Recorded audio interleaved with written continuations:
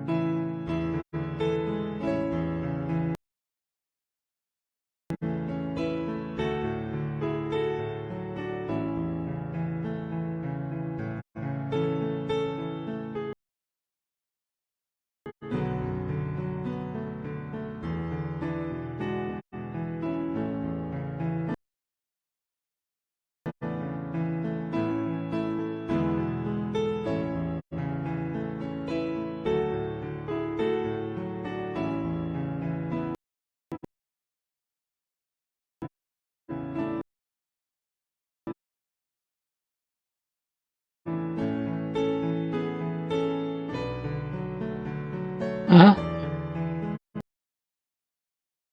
Apa? Belum. Hah?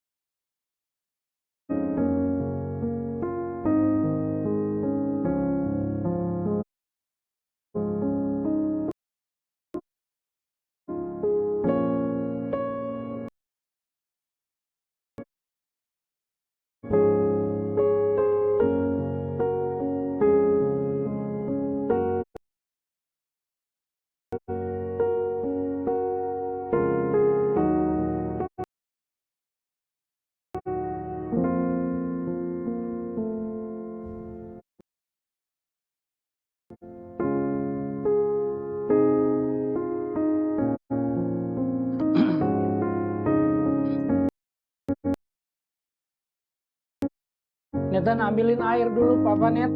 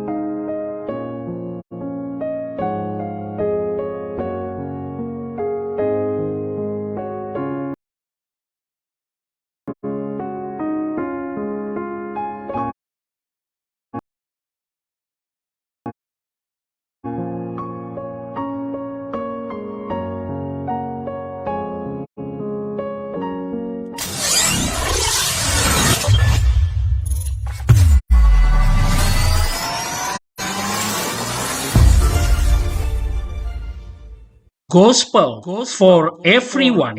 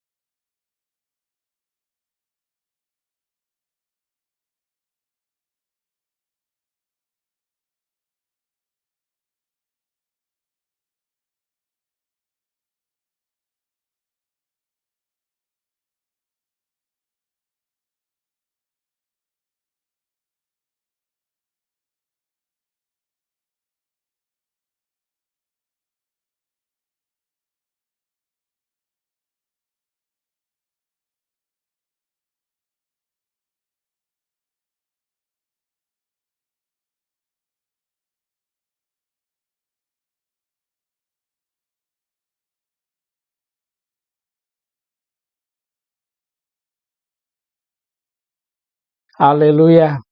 Puji Tuhan. Shalom saudaraku, selamat malam. Salam sejahtera dalam kasih Tuhan kita Yesus Kristus. Senang sekali pada kesempatan ini kita bisa bertemu kembali di kesempatan yang luar biasa di mana kita secara spesial, secara khusus malam hari ini akan atau kita sudah memperingati akan hari kematian Yesus Kristus. Ya, kita sama-sama, saya mau mengetes dulu suaranya, apakah suaranya sudah bisa didengar dengan baik?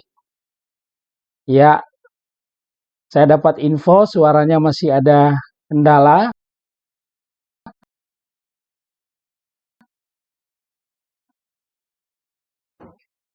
Ya,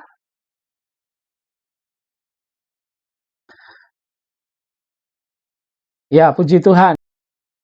Suaranya sudah bisa didengar dengan baik. Jadi di hari ini, hari Jumat Agung 15 April, kita sungguh bersyukur karena pengorbanan Yesus. Di tahun ini kembali kita peringati, kembali kita diberi kesempatan untuk bisa melihat dan merenungkan kembali bahwa sungguh Dia adalah Tuhan yang luar biasa. Dan oleh karena itu dalam kesempatan ini saya ingin saudara-saudara kita akan belajar kebenaran firman Tuhan. Tapi sebelumnya saya ingin kita menyaksikan dulu satu tayangan video ini sebagai pembuka, bersama-sama kita mengikutinya ya saudara ya. Oke.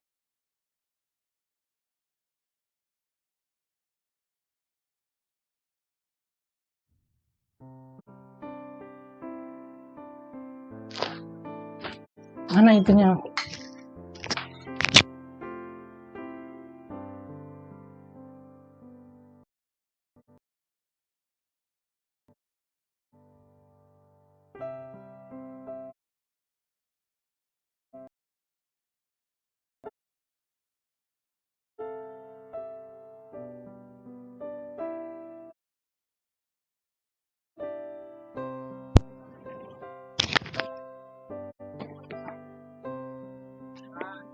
Kita akan belajar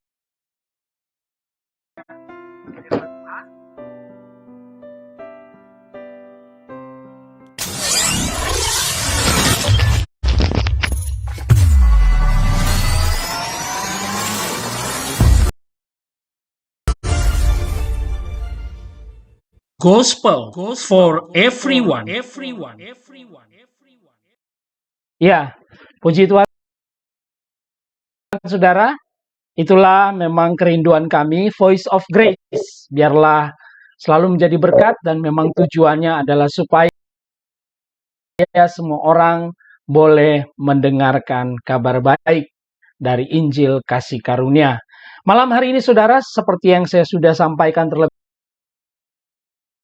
dahulu, saya akan membagikan sebuah berkat firman. Saya sendiri sudah diberkati, merenungkan dan menikmati kebaikan Tuhan di dalam subjek ini. Dan saya percaya juga boleh menjadi berkat untuk kita semua.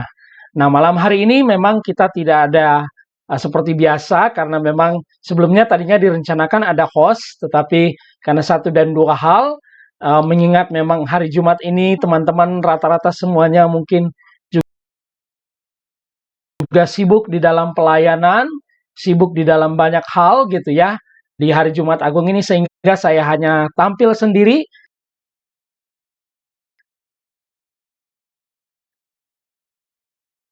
Tapi tidak mengurangi sukacita kita dan kebersamaan kita. Tentunya saya melihat sudah ada teman-teman dari Hong Kong, Pak Indra, teman-teman Ibu Eva, ada Pak Beni juga yang ada di Cirebon, sudah bergabung dengan kita, ada Ibu Vivi, ada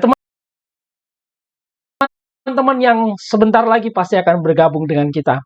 Saya memberikan judul sharing saya malam hari ini yaitu tentang The Seven Word of Christ on the Cross, atau 7 perkataan Kristus, atau 7 perkataan Yesus di kayu salib. Ini penting untuk kita renungkan, saudara. Karena ini adalah hari yang tepat, dan biarlah ini menjadi satu momentum bagi kita untuk selalu mengingat akan pengorbanan Yesus yang luar biasa, dan kita boleh menerima berkat atasnya. Nah, saudara kasih dalam Tuhan, sebelum kita mulai, saya ingin kita berdoa bersama-sama. Kita tundukkan kepala, kita minta pimpinan Tuhan, penyertaan Tuhan boleh memberkati pertemuan kita pada malam hari ini. Dalam Voice of Grace Prime, spesial Good Friday atau Jumat Agung. Mari kita berdoa. Bapa, di dalam nama Tuhan Yesus, terima kasih kalau pada malam hari ini kami boleh diberi kesempatan untuk menikmati kabar baik.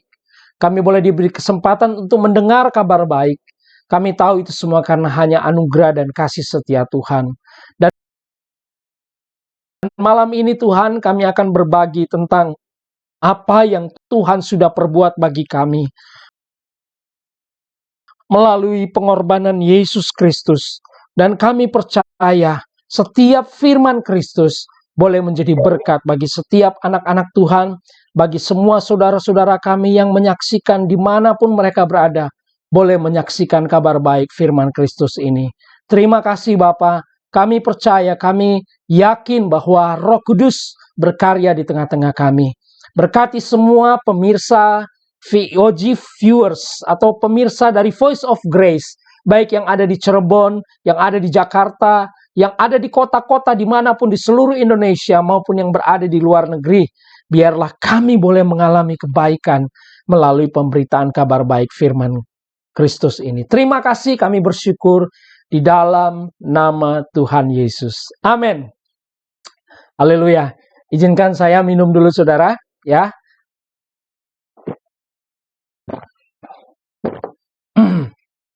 Saya bersyukur hari ini ya Tuhan boleh menolong perjalanan kami dari pagi. Memang dari kemarin saya berada di luar kota dan dari pagi melayani di satu gereja di Cikarang, Lipo Cikarang, dan tadi sore hari kami mengadakan ibadah. Saya sudah tiba di Cirebon kembali, dan karena ibadah kami agak sore dan mendekati jam 7, jadi saya perlu merubah jam tayangnya dari yang jam 7 menjadi jam 8 malam. Jadi mohon maaf buat teman-teman yang mungkin menunggu tadi jam 7, tetapi karena jadwal pelayanan yang cukup padat sehingga kita harus mengaturnya agar supaya mendapat waktu yang baik, sehingga diundur menjadi jam 8. Itu pun agak lewat dari jam 8 ya, karena memang waktu yang cukup luar biasa. Tetapi saya percaya pada malam hari ini kita siap untuk menerima kabar baik dengan tema 7 perkataan Yesus. Saudara, kita tahu bahwa di dalam 1 Korintus Paulus berkata bahwa pemberitaan tentang salib adalah kebodohan bagi dunia. Dunia menganggap bahwa pemberitaan salib itu adalah kebodohan. Karena dunia sulit untuk menerima, mungkin mereka sudah memakai logika mereka. Bagaimana mungkin seseorang bisa diselamatkan hanya dengan percaya apa yang Yesus sudah lakukan? Rasanya tidak mungkin, dan bahkan mereka tidak mempercayai bahwa Yesus itu adalah Tuhan. Tetapi malam hari ini, kalau kita sudah menjadi percaya, malam hari ini kalau kita mendengar Injil kabar baik, kita mendengar berita kembali tentang kematian, pengorbanan Yesus, dan bahkan kebangkitannya yang luar biasa. Ini membuktikan bahwa Injil yang dianggap bodoh oleh orang dunia, pemberitaan salib yang dianggap bodoh oleh orang dunia, itu tidak bisa dihambat, saudara. Pemberitaan Injil akan terus diwartakan ke seluruh dunia, termasuk melalui media seperti ini. Karena apa? Karena Injil adalah kekuatan Allah untuk menyelamatkan. Paulus sendiri yang mengatakan bahwa Injil adalah kekuatan Allah. Pemberitaan tentang salib adalah kekuatan Allah. Kekuatan bukan untuk memukul, kekuatan bukan untuk menghancurkan, atau kekuatan bukan untuk membinasakan manusia, tetapi justru sebaliknya, kekuatan untuk menyelamatkan manusia dari dosa. Siapa manusia yang dapat diselamatkan ini? Yaitu mereka yang percaya. Bersyukur kalau saudara sudah percaya. Nah, malam hari ini saya ingin berbagi tentang 7 kita tentu sudah tahu peristiwa salib ya, yang dimulai dari penangkapan Yesus pada malam hari di Taman Getsemani ketika dia berdoa. Dan dia berdoa, Alkitab mengatakan seperti keluar keringat darah ketika dia berdoa. Dan di dalam doanya, ini belum disalib ya, tetapi masih di Getsemani dia berdoa, "Ya Bapa, kalau boleh, lalukan cawan ini daripadaku. Tetapi bukan kehendakku yang jadi, melainkan kehendakmu yang jadi." Saudara, itu doa yang luar biasa. Dan setelah beberapa saat kemudian Yesus berdoa, maka tentara-tentara Romawi yang juga dibarengi oleh mungkin para ahli-ahli Taurat dan orang-orang Farisi yang tidak menyukai tentang Yesus, mereka datang menangkap Yesus. Dan saat Yesus ditangkap, kita tahu dia diadili, dia dihina, dia diludahi, dia dicambuk, dia mengalami sesuatu hal yang luar biasa, dan akhirnya dia tergantung di kayu salib. Besok harinya setelah malamnya dia ditangkap, dia dibawa ke bukit yang namanya Bukit Golgota, atau dengan nama lain Bukit Tengkorak. Itulah tempat penghukuman yang paling memalukan, yang paling hina, yang paling menakutkan bagi orang Yerusalem, orang Israel pada saat itu. Karena kita tahu bahwa orang Israel pada saat itu dijajah oleh bangsa Roma. Sehingga semua penjahat-penjahat yang dianggap sangat jahat oleh pemerintahan Roma, mereka itu disalib seperti itu, saudara. Nah, kita langsung kepada apa yang Yesus katakan di dalam perkataannya tentang 7 perkataan ini. Ini penting. Ini penting untuk kita renungkan.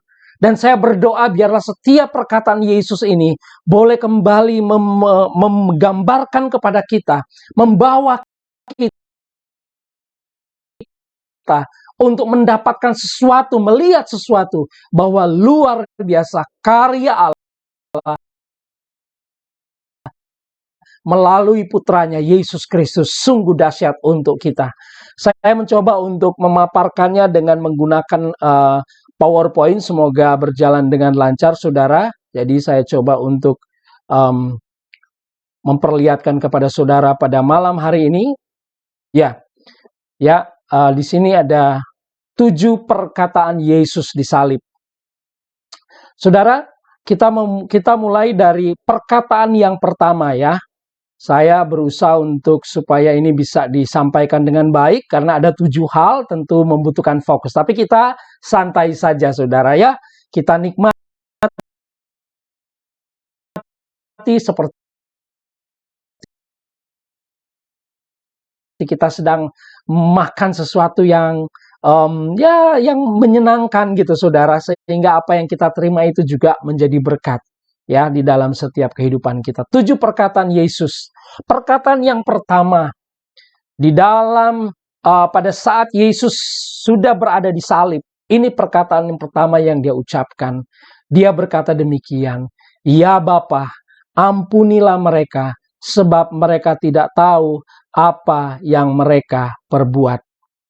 Inilah perkataan Yesus yang pertama, ditulis dalam Lukas 23 ayat 34. Yesus berkata, "Ya Bapa, ampunilah mereka." Nah, saudara kasih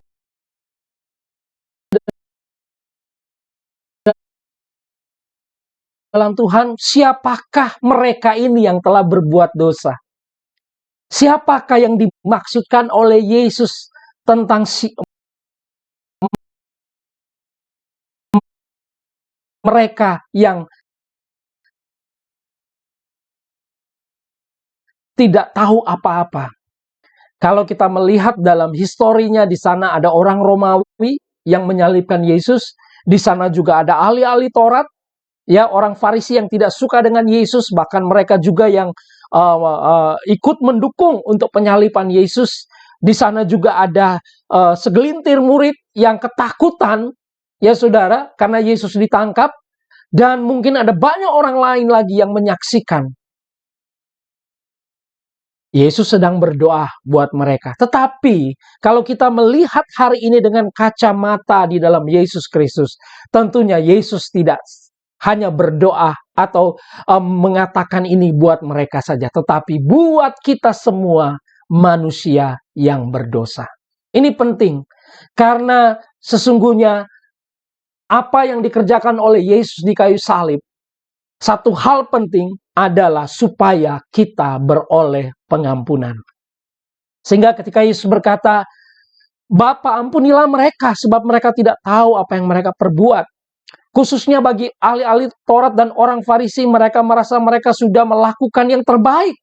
Mereka merasa sudah menjalankan perintah agama. Mereka menganggap bahwa apa yang Yesus lakukan itu tidak sesuai dengan ajaran yang ada di dalam pemahaman mereka di agama Yahudi pada saat itu. Sehingga mereka merasa ya well-well aja, baik-baik aja. Tetapi siapapun dia, seperti apapun dia, kita sebenarnya sama, saudara. Artinya sama di sini yang Yesus maksudkan ampunilah mereka, itu juga termasuk saya dan saudara. Ya, itulah kita yang telah berbuat dosa. Dan kegelapan dosa atau kegelapan dan kejahatan dalam dosa itu sungguh luar biasa. Ya, kalau kita melihat bagaimana dosa dalam setiap kehidupan manusia ini adalah dikatakan tidak ada yang benar dalam Roma pasal 3 ayat mulai dari ayat 10, 11 dan seterusnya. Saudara membaca di sana bagaimana Paulus menjelaskan bahwa tidak ada manusia yang sempurna. Semua manusia telah berbuat dosa. Tidak ada yang benar, tidak ada yang saleh, tidak ada yang suci. Bahkan di dalam Yesaya dikatakan bahwa bahkan kesalehan kita atau kesalehan manusia seperti kain kotor di hadapan Tuhan. Inilah keadaan kita. Inilah yang perlu kita sadari bahwa sebelum kita menerima Kristus atau saudara yang mungkin hari ini belum pernah mendengar tentang Yesus, tapi saudara merasa bahwa saudara adalah seorang yang tidak pernah berbuat salah, tidak pernah melakukan hal yang buruk pada orang lain dan sudah merasa orang benar.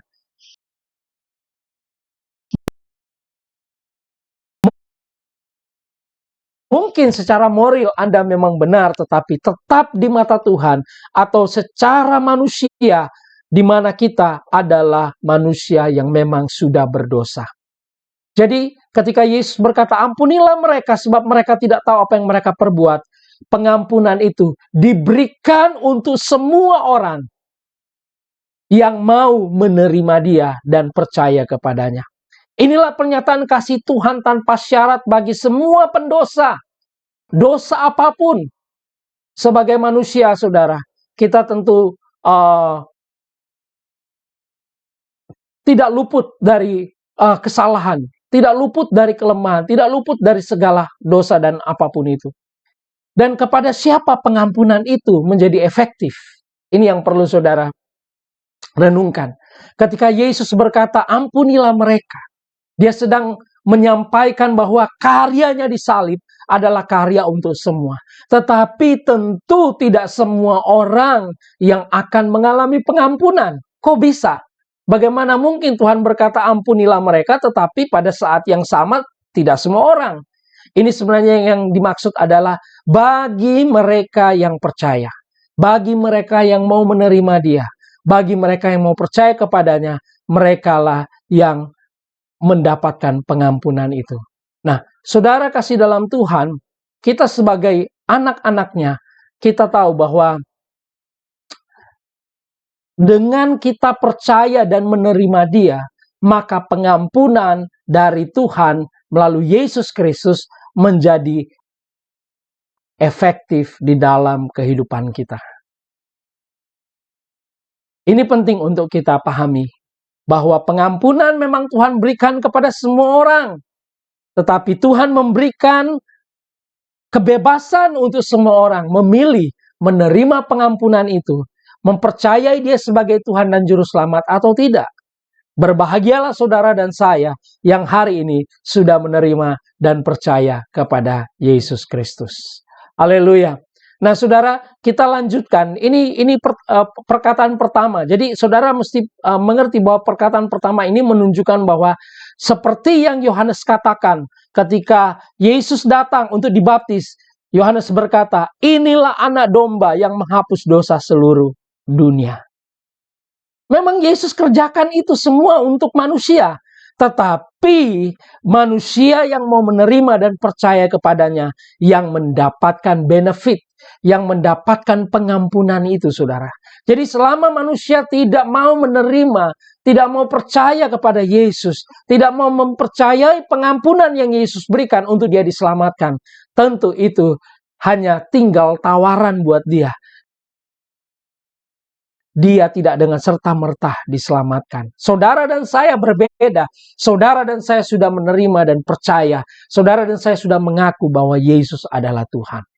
Nah, kita lanjutkan, saudara. Perkataan yang kedua, saya lanjutkan pada perkataan yang kedua. Mohon maaf. Perkataan yang kedua, di dalam Lukas 23 ayat 43. Aku berkata kepadamu, sesungguhnya hari ini juga engkau akan ada bersama-sama dengan aku di dalam Firdaus. Saudara, sepertinya perkataan Yesus yang pertama ini berkaitan atau diresponi oleh seorang yang juga dihukum mati disalib, yaitu seorang penjahat. Tidak disebutkan namanya, tidak disebutkan siapa latar belakangnya, tetapi yang pasti orang yang disalib, orang yang dihukum berarti dia orang yang melakukan dosa atau orang yang melakukan kejahatan. Nah, bersamaan dengan ada dua orang ini, ketika Yesus berkata, "Bapa, ampunilah mereka sebab mereka tidak tahu apa yang mereka perbuat." Pada saat itu juga, ada seorang penjahat di sebelah kanan Yesus yang berkata demikian, dia berkata kepada Yesus, "Ingatlah aku kalau engkau sudah ada di Firdaus." Kira-kira ayatnya begitu, saudara. Dan ketika Yesus mendengar itu, Yesus langsung memberikan sebuah pernyataan. Pernyataannya itu dia katakan, "Aku berkata kepadamu, sesungguhnya hari ini juga engkau ada bersama-sama dengan aku di dalam Firdaus." Saudara kasih dalam Tuhan, perhatikan apa yang Yesus katakan ini. Kita bisa melihat bahwa sesungguhnya orang ini adalah seorang penjahat. Sangat jahat. Tetapi ketika Yesus mendengar sebuah permohonannya, makna dari permohonannya adalah mempercayai dan menerima, mengaku Yesus adalah Tuhan, dia mendapatkan keselamatan. Nah, apa maknanya bagi kita hari ini? Kita ikuti bersama-sama, saudara. Ya, mohon maaf saya agak sedikit lambat karena memang tidak ada operator, jadi saya sendiri yang mengoperasikannya. Kebetulan malam hari ini. Hal ini saudara lihat. Yang pertama bahwa keselamatan bukan berbicara perbuatan, tapi murni karya kasih karunia dalam pengampunan Kristus. Jadi keselamatan bukan berbicara perbuatan. Orang ini memperlihatkan kepada kita, orang jahat ini memperlihatkan kepada kita bahwa dia tidak sempat membuktikan bahwa dia memiliki perbuatan yang layak untuk disebut benar. Dia seorang penjahat. Dan asal saudara tahu, setiap orang yang digantung di kayu salib, itu adalah orang yang tidak dapat diampuni. Itu adalah kejahatan yang luar biasa. Mungkin kalau ada kejahatan lain, hanya di sel, dimasukkan di penjara, mungkin dicambuk, mungkin hal-hal yang hanya untuk melukai dia, supaya dia jerah, supaya dia kapok. Tetapi kalau orang disalib pada zaman Romawi, berarti orang itu tidak bisa diampuni lagi oleh pemerintahan Romawi. Dengan kata lain, kejahatannya luar biasa. Tetapi ketika dia mendengar Yesus mengatakan bahwa "Bapa, ampunilah mereka," dia merespon. Dan ketika dia merespon itu, Yesus berkata, "Hari ini engkau pun bersama-sama dengan aku di Firdaus."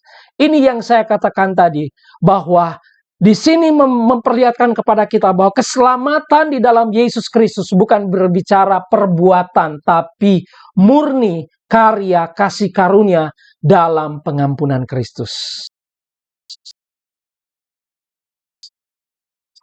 Amin, saudara. Efesus 2 ayat 8 dan 9 berkata, Oleh kasih karunia kamu diselamatkan oleh iman. Karena kasih karunia kamu diselamatkan oleh iman.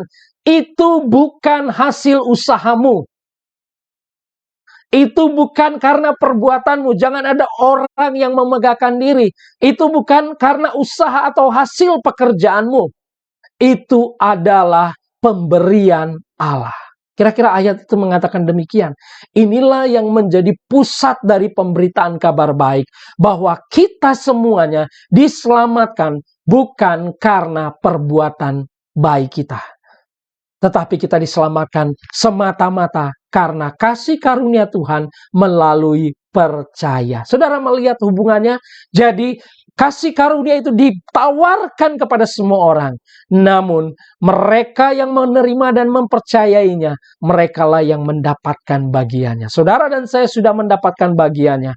Dan keselamatan ketika penjahat ini diselamatkan oleh Tuhan, saya selalu berpikir seperti ini.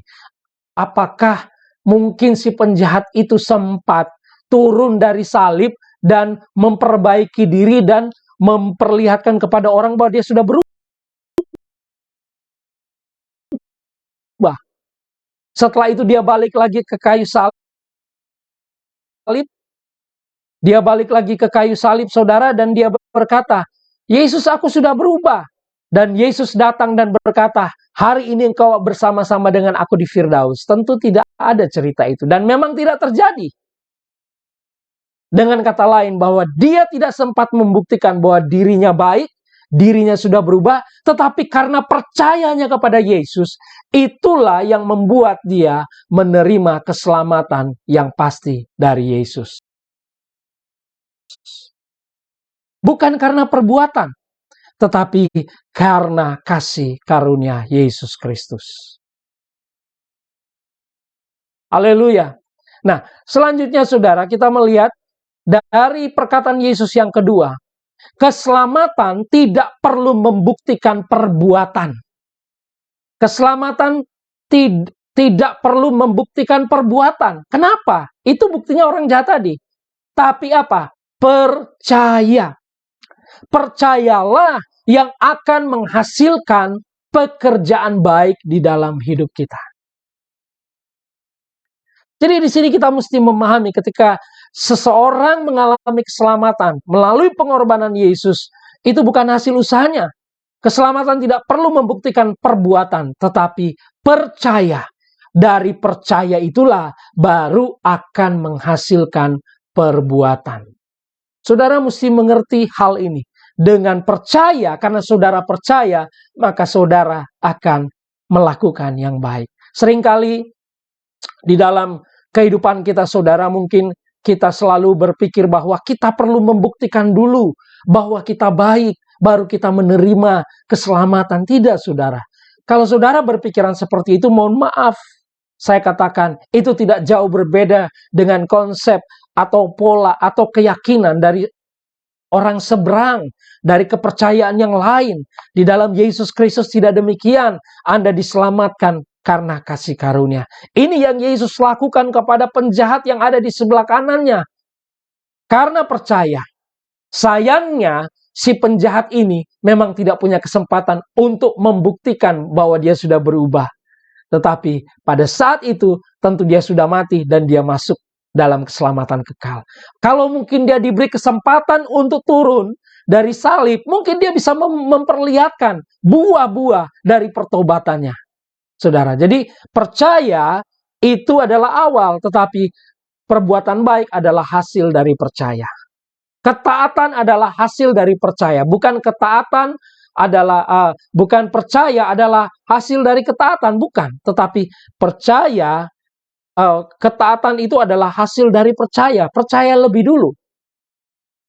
Dengan kita percaya, maka kita diselamatkan. Oke, saya lanjutkan saudara. Dari poin yang kedua ini, kita mendapatkan bahwa sungguh kita menerima kasih karunia. Inilah yang saya sebutkan, inilah perkataan penting tentang sebuah jaminan dan kepastian hidup kekal di dalam Yesus Kristus. Saudara kasih dalam Tuhan, luar biasa. Pada perkataan yang pertama, saudara melihat bahwa Tuhan sudah mengampuni kita. tetapi kita perlu percaya. Oleh karena itu dibuktikan dengan orang jahat di sebelah kanan Yesus. Yang di sebelah kiri kan menolak Yesus. Yang di sebelah kiri malah mengatakan mungkin dia menghina Yesus, dia mengolok Yesus. Dan dia tidak menerima apa-apa. Walaupun sebenarnya pengampunan yang Yesus berikan untuk penjahat yang ada di sebelah kiri. Tetapi penjahat yang ada di sebelah kiri lebih memilih untuk mempercayai dirinya sendiri. Dia tidak memilih untuk mempercayai Yesus yang ada di sebelah kanannya. Haleluya. Perkataan yang ketiga, saudara. Ini perkataan yang ketiga. Kita lihat perkataan yang ketiga di dalam Yohanes 19 ayat 26 dan 27. Ini sesuatu yang luar biasa. Di dalam perjalanan Yesus, saudara, ketika Yesus berjalan dari Via Dolorosa itu, ya, dan sampai di kayu salib. Ketika dia berada di kayu salib, dia mengatakan ini, "Ibu, inilah anakmu." Kemudian katanya kepada murid-muridnya, "Inilah ibumu." Ya, saudara, di dalam Yohanes 19 ayat 26 sampai 27, "Ibu, inilah anakmu." Ini perkataan yang ketiga. Kemudian katanya kepada murid-muridnya, "Inilah ibumu." Apa yang saya dapatkan di sana, saya dengan segera menyampaikan kepada saudara. Yang pertama, dari perkataan Yesus yang ketiga ini mengandung makna. Ini yang saya dapatkan, bahwa satu perkataan dalam dua makna ini, saudara. Satu kalimat dalam ada dua makna di dalam. Yang pertama, Yesus sedang mengidentifikasikan dirinya adalah manusia 100%. Ketika dia disalib dan dia melihat ibunya, karena saudara tahu ketika disalib, yang ada di sana, orang yang terdekat dengan Yesus hanya 3 orang.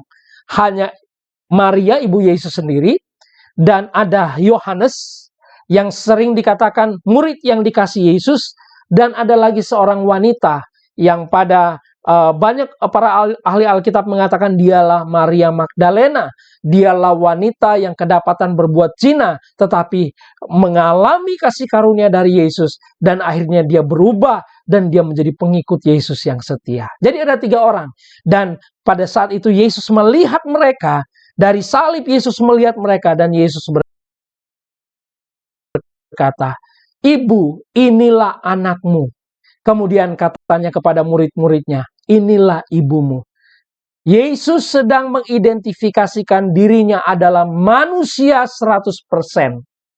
Ketika Yesus sedang menderita, dia disalib, dia dicambuk, dia mengalami semua deraan yang luar biasa itu, saudara. Dia mengalami semuanya itu dia sedang memperlihatkan kepada kita dan memberi pengertian bahwa dia adalah manusia 100%. Dengan dia menjadi manusia 100%, maka dia dapat merasakan semua penderitaan yang luar biasa. Karena dia sedang mengalami satu rencana Allah, yaitu dia sedang menanggung segala dosa-dosa kita. Dan ini berimplikasi luar biasa. Dengan Yesus menjadi manusia 100%, maka kita sangat diberkati dengan Yesus menjadi manusia. Dalam Filipi pasal 2 ayat 6 berkata, dia merendahkan dirinya dan taat sampai mati. Dia mengosongkan dirinya dan mengambil rupa seorang hamba dan menjadi manusia. Kalau dia tidak menjadi manusia, maka dia tidak dapat merasakan semua apa yang kita rasakan. Dan hari ini pun masih berlaku untuk kita. Karena dia adalah manusia yang sudah merasakan semua penderitaan yang luar biasa. Hari ini di dalam Ibrani pasal yang ke-6, ya saudara, kalau saudara membaca di sana, dikatakan bahwa dia adalah imam besar yang turut merasakan semua kelemahan-kelemahan kita. Dia ikut merasakan. Jadi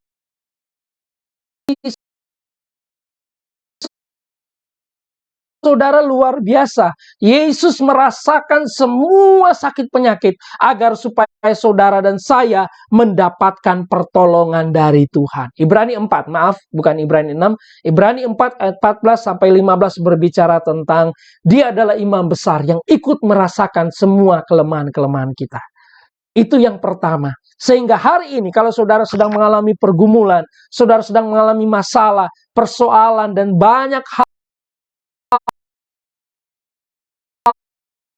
hal yang luar biasa, saudara percaya bahwa Yesus pun ikut merasakan apa yang kita sedang rasakan. Itu artinya yang saya dapatkan dan boleh saya bagikan pada saudara. Dia sedang mengatakan, ibu inilah anakmu. Maksudnya apa saudara? Ya, karena Yesus sedang mengidentifikasikan dia manusia juga. Dia lahir dari seorang Maria, seorang perawan. Seorang wanita dikandung di dalam kandungan Maria. Sekalipun bukan hasil hubungan suami istri. Dia adalah Tuhan yang menjadi manusia. Dan ini menjadi berkat buat saudara. Sehingga apapun persoalan masalah, Yesus tahu yang terbaik buat kita. Karena dia adalah manusia yang ikut merasakan apa yang kita rasakan. Itu dia katakan kepada ibunya. Dan memberikan informasi kepada kita. Bahwa Yesus adalah manusia 100%. Dan dia juga adalah Allah 100%. Yang sanggup mengadakan, yang sanggup menyediakan semua kebutuhan. Menolong kehidupan kita. Yang kedua saudara.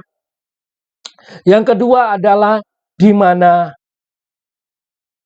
saya tayangkan dulu. Di mana kita, kan kalimat berikutnya dikatakan kepada murid-muridnya. Jadi di samping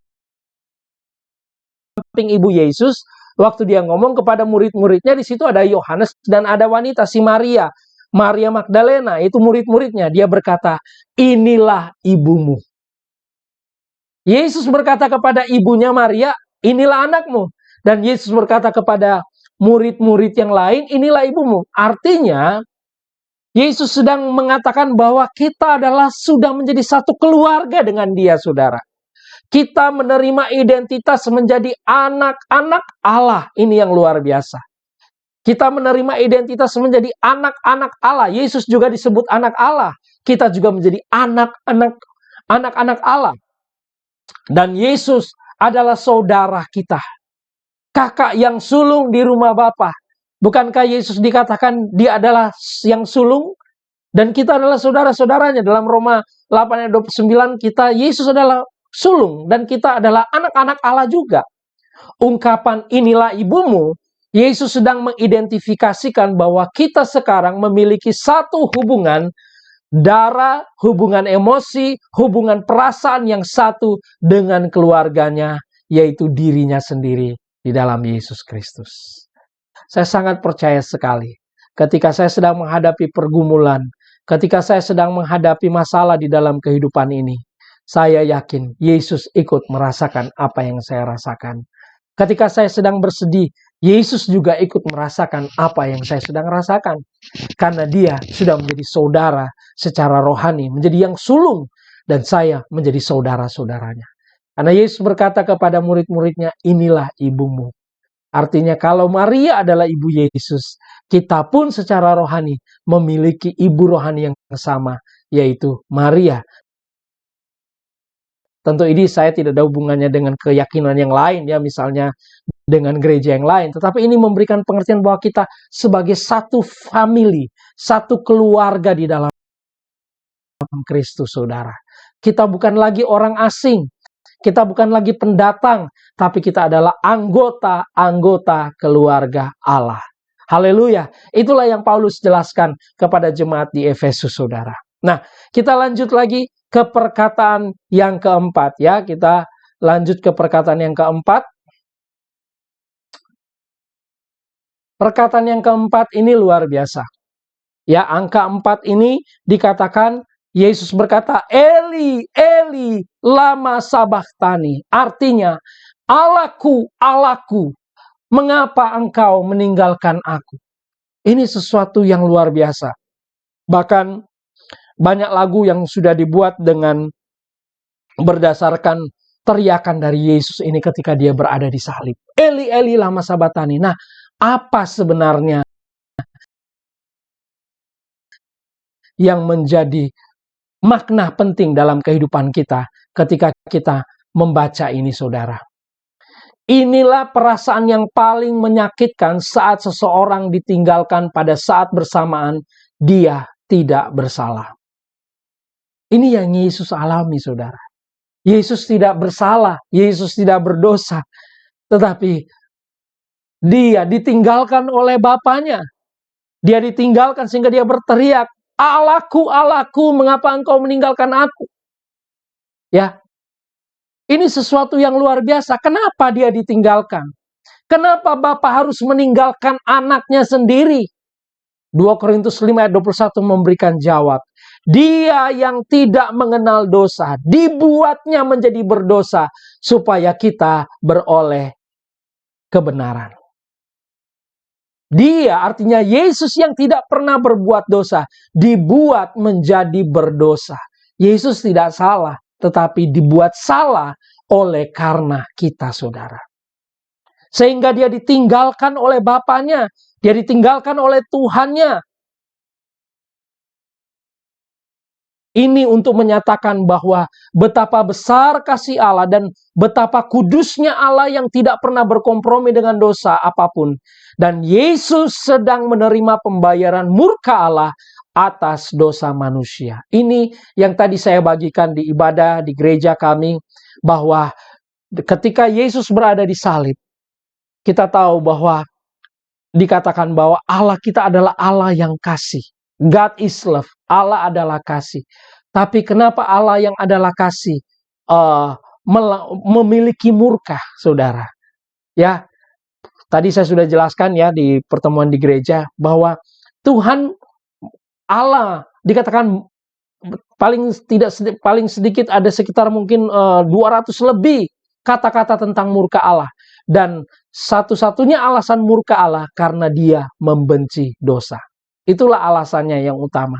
Karena dia membenci dosa, maka dia menjadi murka. Dan dikatakan di dalam Roma 6 ayat 23, upah dosa adalah maut. Jadi semua dosa ujungnya adalah maut. Itulah murka Allah. Tuhan akan menghukum semua dosa. Tapi syukur kepada Bapa kita di surga. Dia tidak memberikan maut itu kepada kita, tetapi semua hukuman, semua penghakiman, semua yang buruk, semua kutukan itu tidak ditimpakan kepada kita, tetapi ditimpakan kepada anaknya, yaitu Yesus. Supaya apa? Supaya kita yang percaya, supaya kita yang menerima dia tidak akan binasa, melainkan beroleh hidup yang kekal. Haleluya. Nah, saudara, ayat ini Yohanes 12 ayat 32, di sana dikatakan, dan apabila aku ditinggikan dari bumi, aku akan menarik semua orang datang kepadaku. Saudara kasih dalam Tuhan, dulunya saya pikir ayat ini berbicara tentang kita memuji Tuhan. Ya, kita berpikir, oh kalau Yesus ditinggikan, Yesus dimuliakan, Yesus diagungkan, maka banyak orang akan datang kepada Yesus. Itu satu hal benar. Dalam arti, kalau kita memuji Tuhan, bisa banyak orang datang. Tetapi maksud dari perkataan Yesus bukan itu. Kalau kita membaca ayat sebelumnya, ayat 31, dia sedang berbicara tentang penghakiman, penghukuman yang sedang terjadi.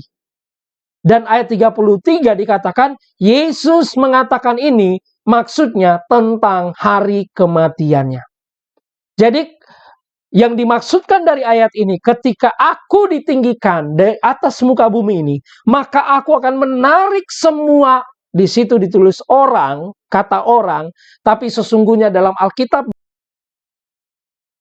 aslinya itu tidak ada kata orang. Makanya orang itu dalam bahasa Inggris ditaruh dalam kurung. Artinya itu hanya pelengkap. Jadi apa maksudnya itu? Apakah itu orang? Apakah itu benda atau apa? Itu yang dimaksudkan penghukuman penghukuman dan penghakiman. Semua penghukuman dan penghakiman yang harusnya ditimpakan kepada saya dan saudara telah ditimpakan kepada Yesus yang tidak berdosa. Ini yang kita mesti mengerti. Kalau kita mengerti ini, kita akan mudah untuk mengerti tentang betapa besar kasih Tuhan itu. Kitalah yang harusnya menerima murka, tetapi murka itu justru ditujukan kepada Yesus sebagai anak tunggal Bapa yang menerima semua murka itu. Dia tidak bersalah, tetapi dia menerima semuanya itu. Dan ketika dia menerima, semuanya itu ditaruhkan kepada dia, sehingga semua murka Allah dibayarkan kepada Yesus. Artinya semua murka Allah ditimpakan kepada Yesus. Supaya tidak ada lagi murka, tidak ada lagi penghukuman, tidak ada lagi kutuk, tidak ada lagi kematian kekal oleh karena dosa dialami oleh mereka yang percaya kepada Yesus. Haleluya saudara. Ini hal yang perlu kita pahami, perlu kita renungkan dalam-dalam. Bahwa Yesus menerima murka supaya kita tidak dibinasakan. Itu yang saya katakan terjadi perjumpaan antara kasih dan keadilan Allah di kayu salib. Kasih Allah, dia sangat mengasihi saudara, tetapi pada saat yang sama, dia tidak mungkin hanya menyelamatkan saudara begitu saja. Misalnya dia mengasihi saya, ya udah selamat begitu saja. Tidak, karena Allah konsisten. Dia sebagai Allah yang kudus, Tuhan yang kudus, Elohim yang kudus, yang tidak pernah berbuat dosa dan membenci dosa. Dia tidak bisa berbuat dosa, dia tidak bisa melanggar dirinya sendiri. Alkitab berkata, dia tidak menyangkal dirinya sendiri. Dia tidak bisa menyangkal dirinya adalah kudus. Sehingga dia harus komit untuk menghukum dosa. Sebagai Allah yang kudus, dia harus tetap menghukum dosa. Apapun itu resikonya. Dan dia memilih bukan manusia yang dihukum, tetapi dia memilih anaknya sendiri, Yesus Kristus, yang menerima hukuman itu. Supaya apa? Supaya kita yang berdosa, kita yang harusnya dihukum karena kasihnya kepada kita, maka kita tidak dihukum. Oleh karena itu Roma 8 ayat 1 berkata, semua yang ada di dalam Kristus tidak ada di bawah penghukuman. Kalau saudara berada di dalam Kristus, saudara dan saya berada di dalam Kristus, saudara tidak ada lagi di bawah penghukuman. Kenapa? Karena semua penghukuman itu sudah ditimpakan kepada Yesus. Sekarang saudara bertanya, kenapa kenapa hanya Yesus yang layak untuk menerima hukuman itu? Karena Yesus yang bisa melakukan itu, karena dia adalah manusia yang tidak pernah berbuat dosa. Hanya dia yang bisa membayar itu dengan tunai, dengan lunas, dengan tidak ada hutang. Karena dia tidak pernah berbuat dosa. Kalau dia menjadi korban yang bercacat, korban yang bercela, maka korbannya itu tidak diterima. Ini gambaran dari waktu orang Israel mempersembahkan korban bakaran, mereka harus membawa domba jantan yang tidak bercelah, tidak bercacat sedikit pun. Kalau ada cacat, nggak layak untuk dipersembahkan. Yesuslah anak domba itu, yang tidak bercacat, tidak bercelah. Dialah yang layak untuk dikorbankan.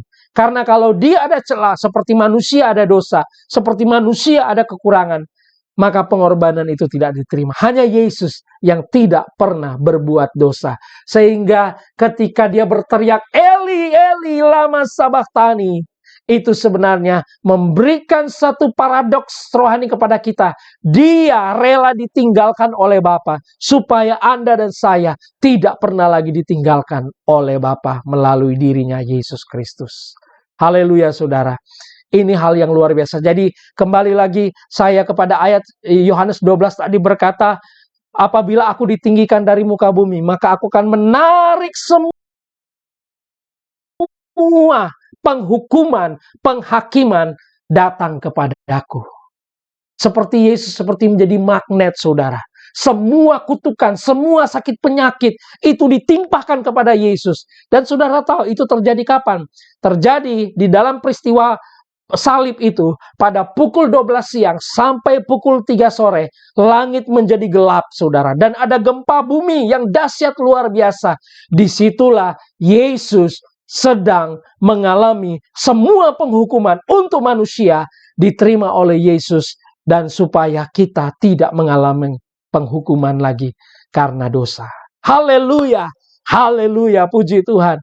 Saudara, waktu saya mengalami sakit COVID, ya saya sering katakan ini, karena bagi saya ini adalah pertolongan Tuhan semata-mata. Di saat-saat saya sedang meregang nyawa, saya ingat firman Tuhan ini. Dikatakan, ketika aku ditinggikan di atas muka bumi ini, maka aku menarik semua penghukuman. Yesus maksudnya aku itu ya. Yesus yang sudah mengambil semua sakit penyakit saya, semua penghukuman, semua yang buruk, bahkan kematian yang sia-sia. Yesus sudah ambil semua, supaya saya boleh mengalami mujizat, kesembuhan, kesehatan, dan hal-hal yang luar biasa. Saudara mungkin sedang sakit hari ini. Saudara mungkin sedang menderita hari ini. Saudara mungkin sedang mengalami pergumulan hari ini. Mungkin sudah berpikir, wah mungkin Tuhan sedang menghukum saya. Saya sakit seperti ini karena dosa masa lalu saya. Karena saya dulu seperti ini di masa lalu. Saudara, itu tipuan iblis. Anda sakit bukan karena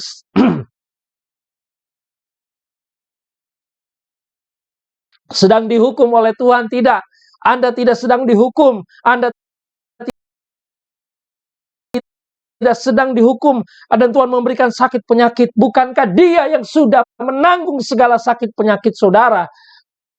Kenapa hari ini saudara berkata Dia sedang menghukum dengan sakit penyakit? Kalau kita sakit, berarti itu memang secara lahiriah. Mungkin karena maaf, karena kelalaian kita tidak menjaga pola makan kita dan sebagainya. Hanya kita sakit. Bukan Tuhan yang menyebabkan sakit penyakit. Tapi Dia justru memberikan kesembuhan, mujizat yang luar biasa untuk saudara dan saya. Dia mau Anda tidak pernah ditinggalkan lagi. Karena Dia sendiri sudah mengalami. Dia rela ditinggalkan oleh Bapa, supaya saudara dan saya tidak ditinggalkan. Haleluya. Saya begitu bersemangat kalau menceritakan apa yang Tuhan perbuat, bukan apa yang saya perbuat. Itulah pesan dari kasih karunia saudara. Kita lanjut saudara. Perkataan yang kelima. Ini penting untuk kita. Lihat perkataan yang kelima. Apa yang Yesus katakan? Aku haus. Aku haus. Apa maksudnya aku haus ini, saudara? Maksudnya aku haus. Ya, saudara, karena memang Yesus haus, menderita luar biasa. Tidak diberi minum sejak dari Dia ditangkap. Dia tidak diberikan minum atau makanan yang selayaknya sebagai manusia. Tetapi ini memiliki arti rohani untuk kita. Mari kita buka di dalam Mazmur 22 ayat 15. Saya ingin bacakan ayat ini buat saudara. Mazmur 22 ayat 15. Ya, saya ingin membacakan ini buat saudara. Mazmur 22 ayat 15 dikatakan,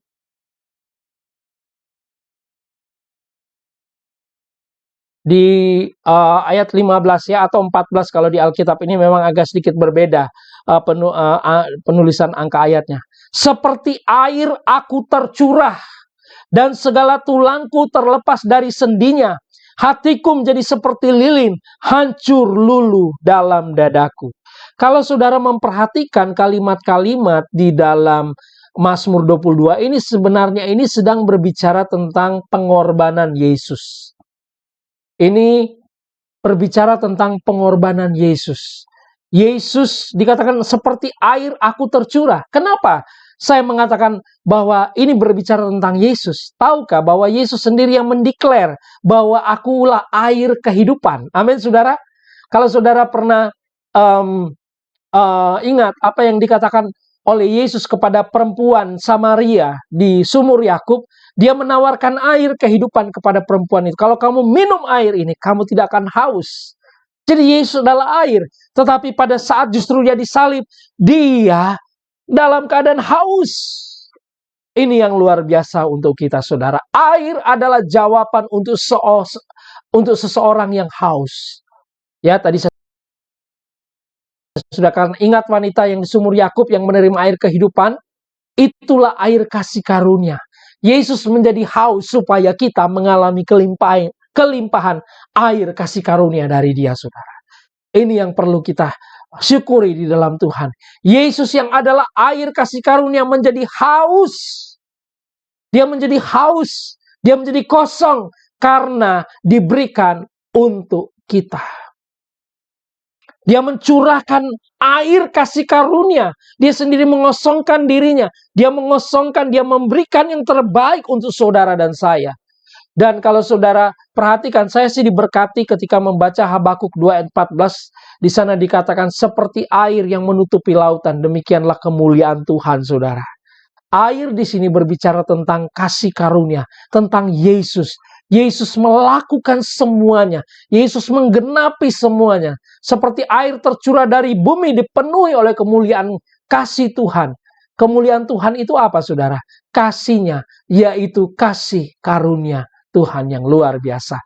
Yesus sendiri mendeklar dirinya. Ini penting. Kita lihat di Wahyu pasal 21 ayat yang ke-6.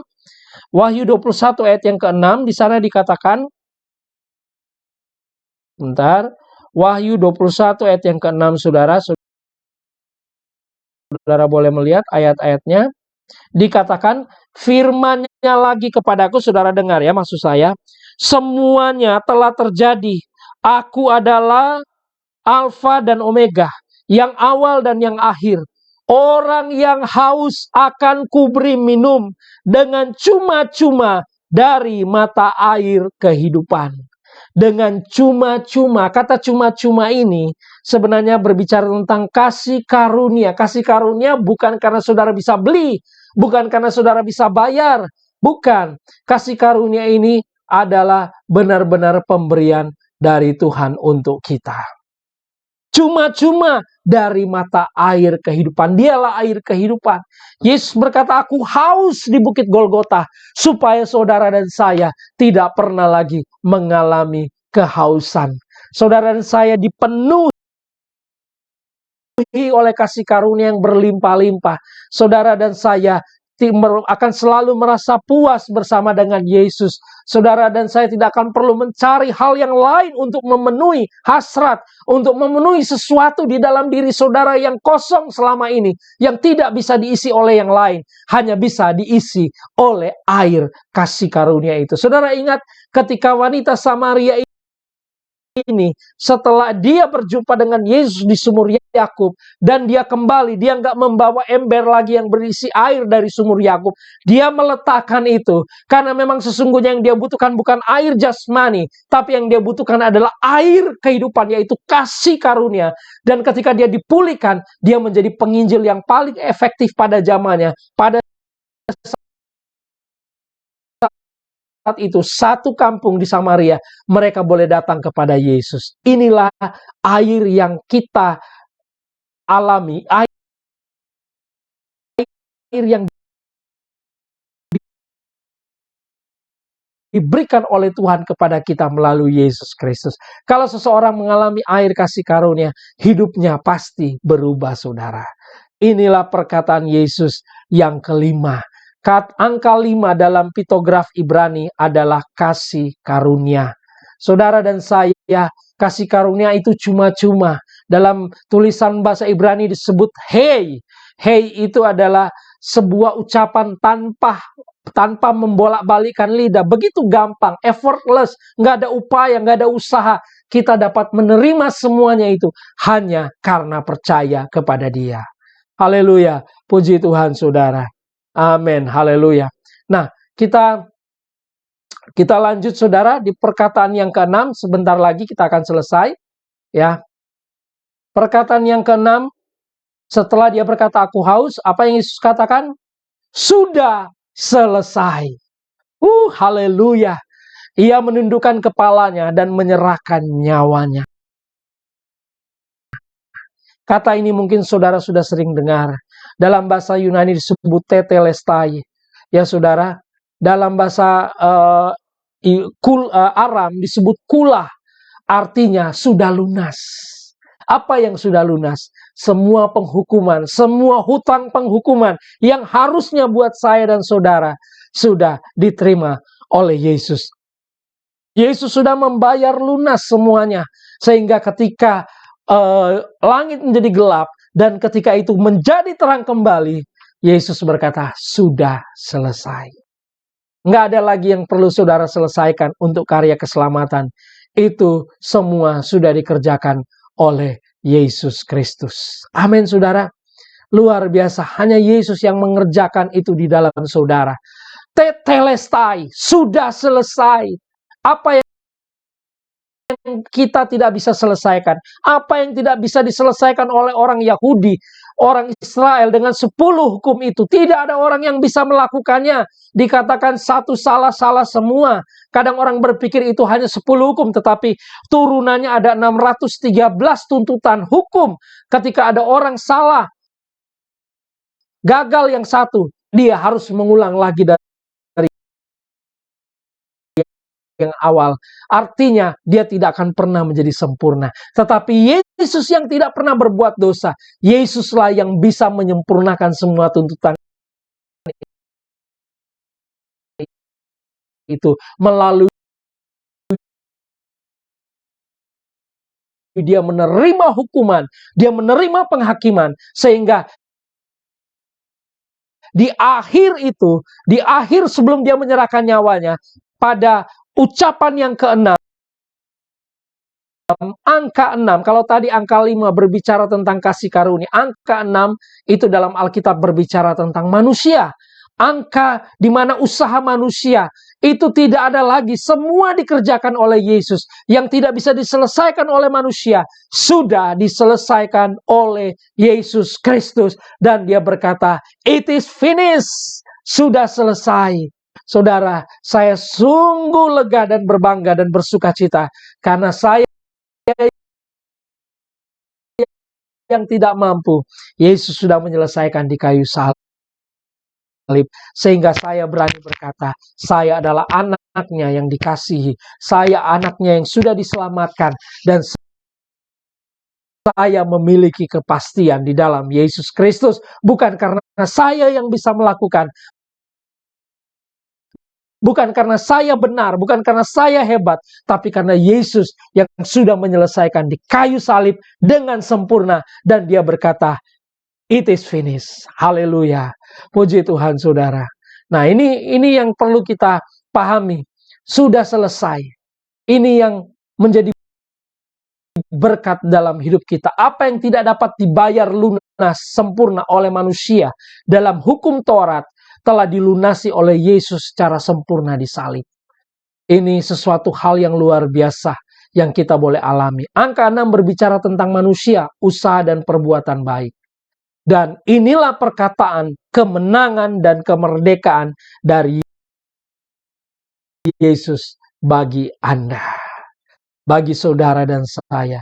Ini yang Yesus lakukan bagi kita semua, saudara. Yesus berkata, sudah selesai. Dan pada saat itu langit kembali menjadi terang, ya, pada jam 3 itu, dan detik-detik terakhir itu, kalimat yang terakhir, ucapan yang terakhir, Yesus berkata, "Ke dalam tanganmu kuserahkan nyawaku." Mari kita lihat apa yang ketujuh ini, saudara, ya.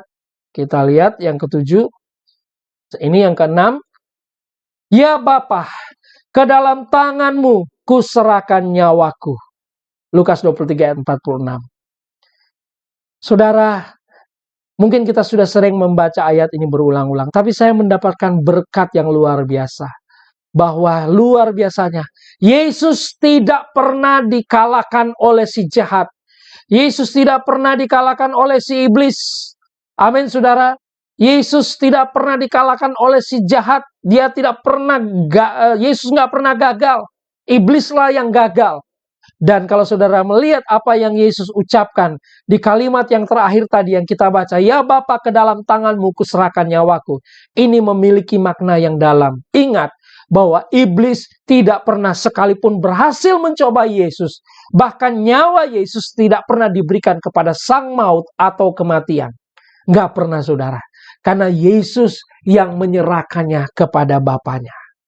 Tapi kan Yesus mati. Iya. Yesus sebagai manusia, dia mati.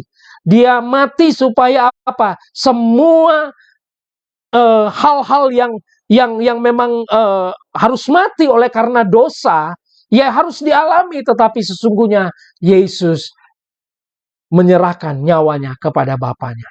Ya saudara, ini yang luar biasa. Artinya ini membuktikan bahwa benar Yesus telah mengalahkan maut. Benar dia mati, tapi bukan karena dia kalah. Yesus mati secara fisik, tetapi bukan karena dia kalah. Justru dia mati untuk merebut apa yang sudah direbut oleh iblis, yaitu kehidupan kekal. Yesus mengambilnya kembali dan Yesus memberikan untuk kita. Sehingga Yesus mengalami kematian sebagai manusia, supaya kita yang adalah manusia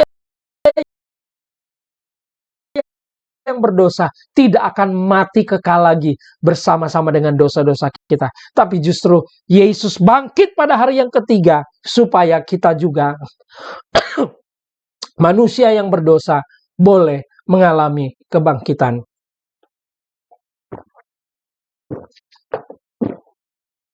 Saudaraku, ini sangat luar biasa.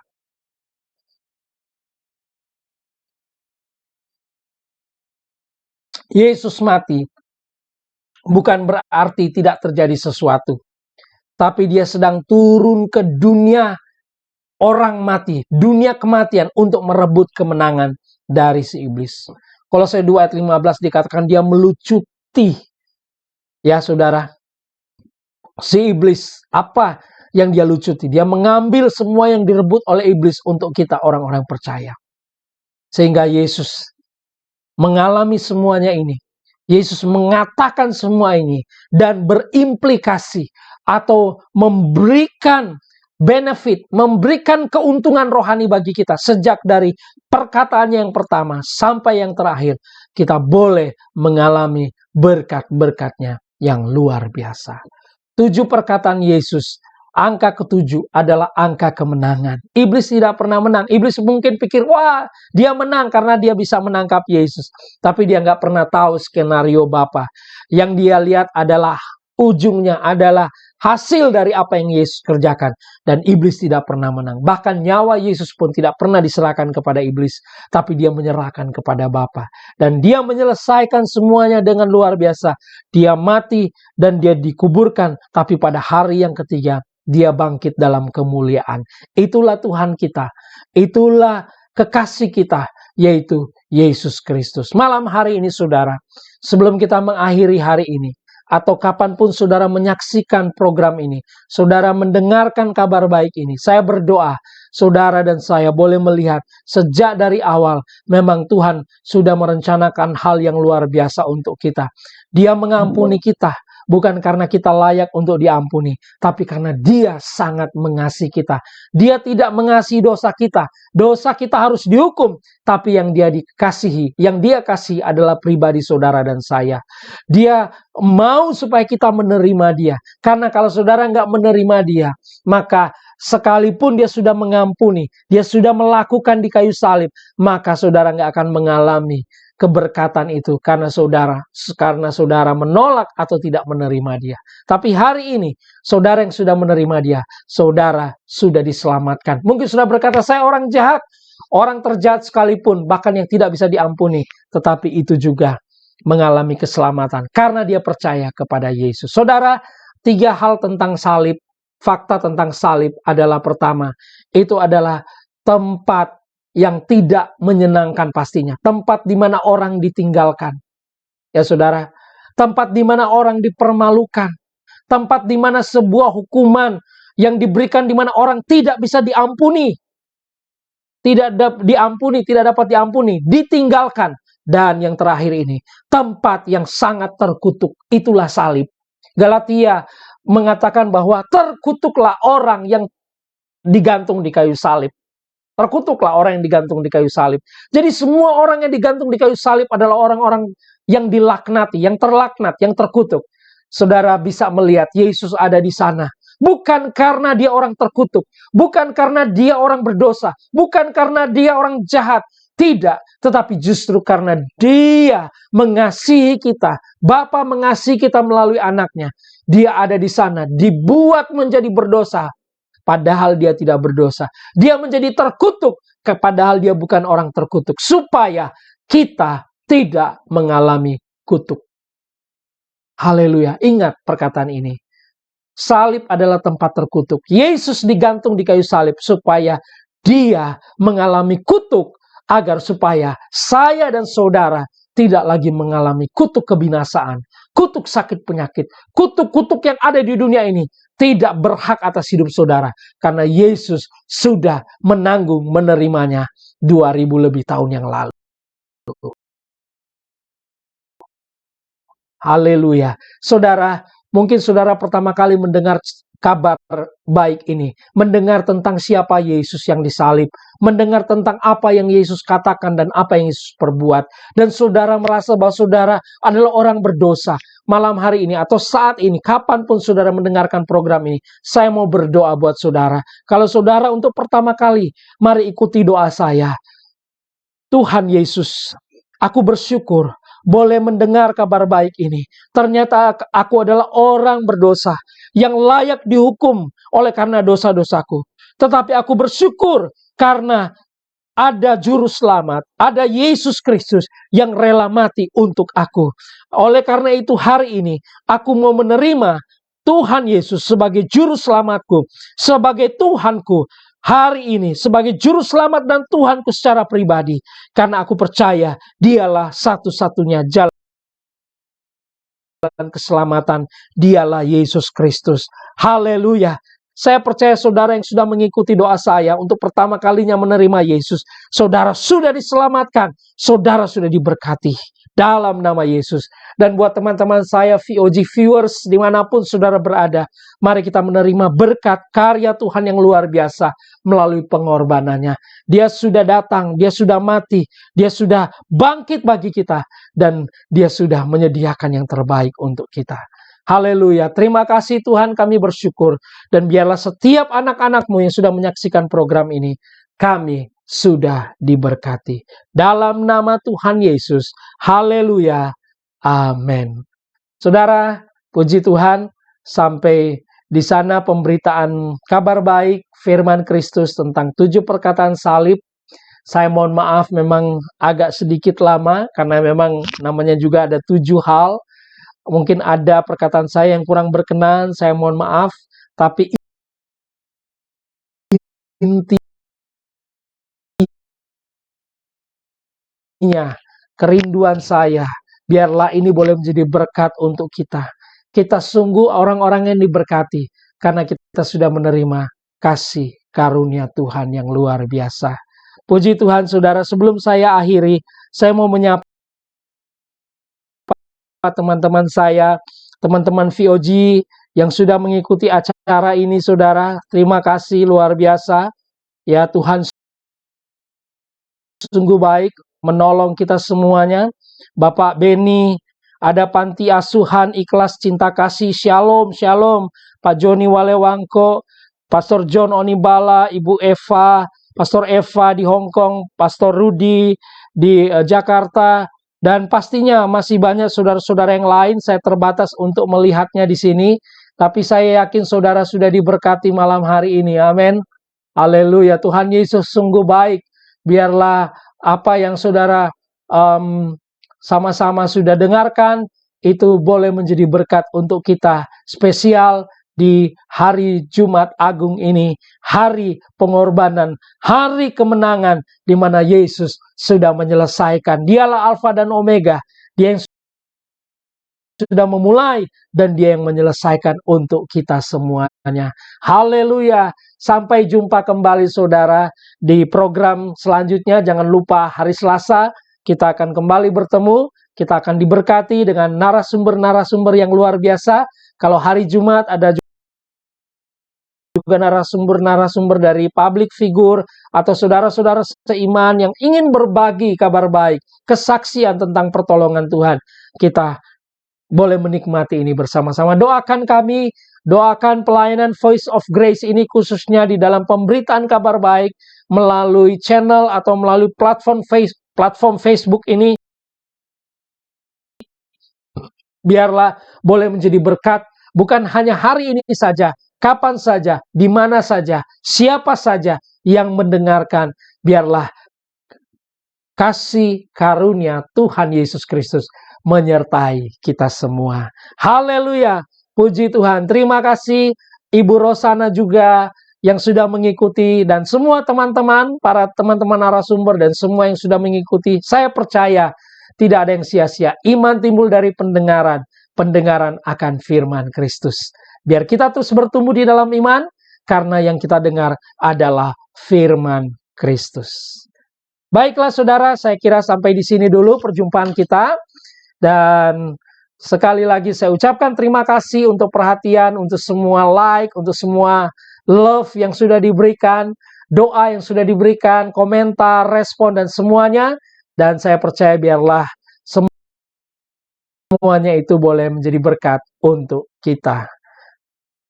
Oke, dari studio Mini Voice of Grace, saya Pastor David Walewangko mengucapkan selamat Hari Jumat Agung dan selamat Paskah 2022. Paskah adalah pertemuan kasih dan keadilan Tuhan supaya saudara dan saya boleh menerima kasih karunia yang berlimpah-limpah. Dalam nama Tuhan Yesus Kristus. Amin. Puji Tuhan, terima kasih. Haleluya. Amin. Puji Tuhan, saudara.